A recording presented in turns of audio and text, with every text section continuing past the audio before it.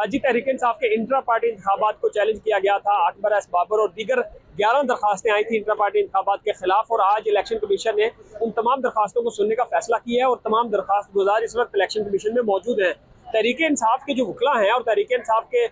जो chief election commissioner हैं जिनसे हमने बात भी की थी, वो भी अभी तक इन खदशात का इजहार कर चुके हैं कि बल्ले का जो निशान है वो उनसे वापस लिया जा सकता है। वो इस बिना पर कि इंट्रा पार्टी इंतखाबात जो थे वो पहले तो इलेक्शन कमीशन की डायरेक्शन के मुताबिक करवाए गए हैं, लेकिन अभी भी उनका कहना है कि चूंकि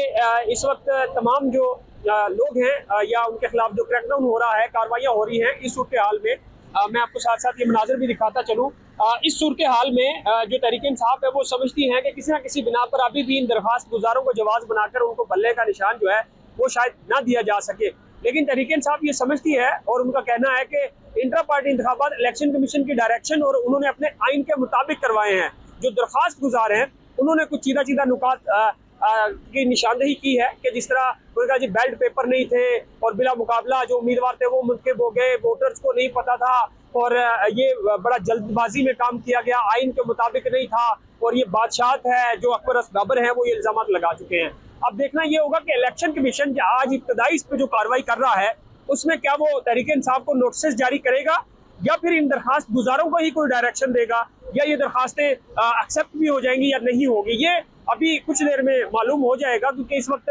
जो इलेक्शन कमीशन है वो इन दरखास्तों को सुन रहा है और आज चूंकि हफ्ते का आखिरी दिन भी है और फिर इसके बाद जब नया हफ्ता शुरू होगा तो फिर इलेक्शन कमीशन ने शेड्यूल भी जारी करना है इंतखाबात का, और उन इंतखाबात के शेड्यूल जारी करने से पहले इलेक्शन कमीशन ने यह फैसला करना है कि तहरीक इंसाफ को बल्ले का निशान देना है या नहीं देना, ये तहरीक इंसाफ के इंट्रा पार्टी इंतखाबात को एक्सेप्ट करना है या उसके ऊपर क्या जो इलेक्शन कमीशन है वो अपना रद्द अमल देता है। क्योंकि उससे पहले इलेक्शन कमीशन के लिए आईनी और कानूनी तौर पे इसका फैसला करना जरूरी है, और तहरीक इंसाफ को अगर शेड्यूल अनाउंस होने से पहले सर्टिफिकेट नहीं दिया जाता बल्ले का तो इसका मतलब ये होगा कि बल्ला बैलेट पेपर पे नहीं होगा, और अगर उनको सर्टिफिकेट दे दिया जाता है और नए हफ्ते में उनके लिए कोई इलेक्शन कमीशन की तरफ से